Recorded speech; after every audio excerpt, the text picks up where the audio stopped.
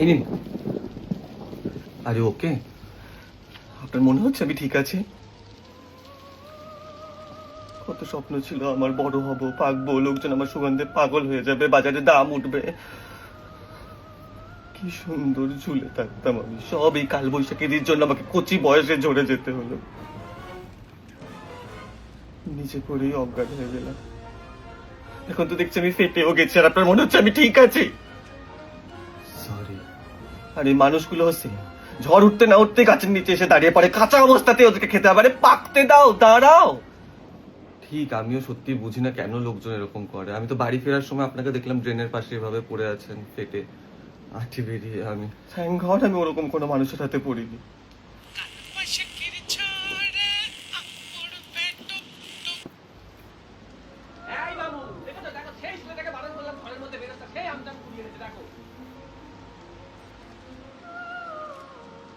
মিথ্যেবাদী, you are one of them.